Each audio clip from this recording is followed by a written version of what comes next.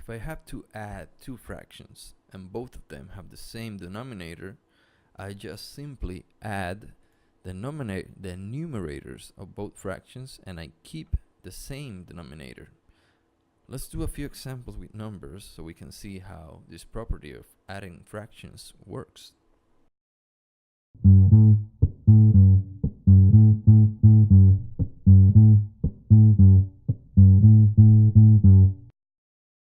In this case, we have a over b plus c over b. b is what is called the common denominator because it's the same denominator for both fractions. When we have this, what we do is we add the numerators. So I have a plus c, and that goes with the denominator b. So a over b plus c over b equals a plus c over b. Let's do this example here. Let's add 7 over 12 plus 10 over 12.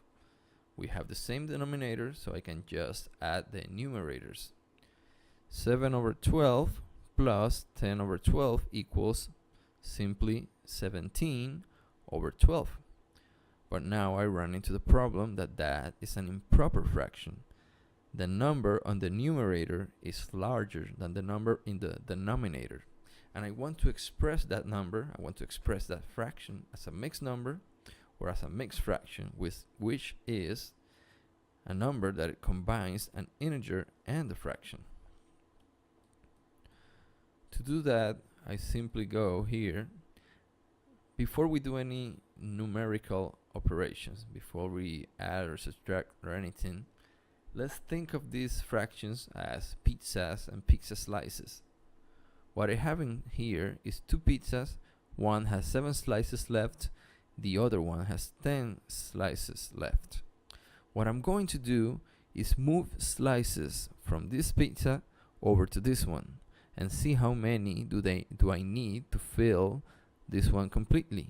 So I have 5 empty spaces, so I take 5 slices from this side and move it to this one.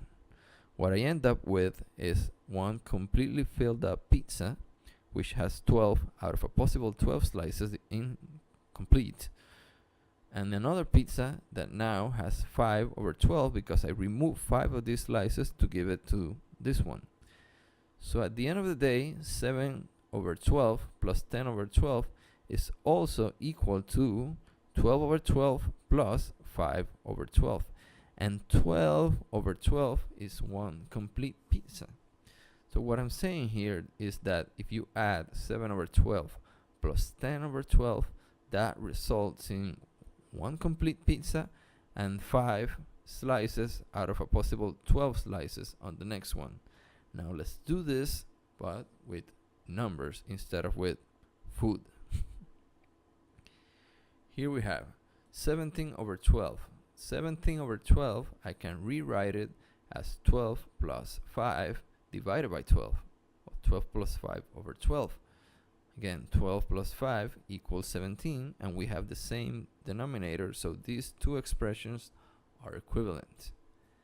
Now I can separate these two. I can have 12 over 12 plus 5 over 12 in two separate fractions. Why I can do that? Well, remember what we just said.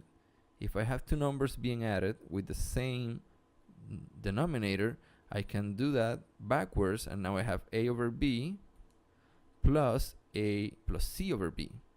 This is what we did the first time from this side to this side, and so it is equivalent if I have two numbers with the same denominator to separate them into two completely different fractions, but with the same denominator each. So what happens is that now instead of having 12 plus 5 over 12, I have 12 over 12 plus 5 over 12. And 12 over 12 equals 1. So I can rewrite that or express it as a mixed number or mixed fraction, which is 1 that comes from 12 over 12, which equals 1, and 5 over 12 from the other remaining slices of the next pizza. So at the end of the day, 17 over 12 equals 1 and 5 over 12, which is the same thing that we had before when we represented that as slices of pizza without doing any numerical calculation. So in summary, 7 over 12 plus 10 over 12 equals 17 over 12. That is an improper fraction, and we can rewrite that as a mixed fraction or a mixed number, which equals 1 and 5 over 12. Expressing that in food terms, it means I have one complete pizza and another pizza that was originally divided into 12 slices, and I have 5 slices remaining. One complete pizza and one with 5 slices out of a possible 12. And that is how you add fractions with common denominator. If you are subtracting, you do the exact same thing. However, if you are subtracting, for example here, a over b minus c over b, you rewrite that as a minus c, all of that divided by b, the common denominator. And you can do that with many fractions. It doesn't have to be only 2. For example, you can have a over b minus c over b plus d over b minus e over b. Since they all have the same common denominator, I can just add or subtract the numerators and have the same common denominator. If the term is being subtracted, it is negative, then I have to carry that sign over to the next side.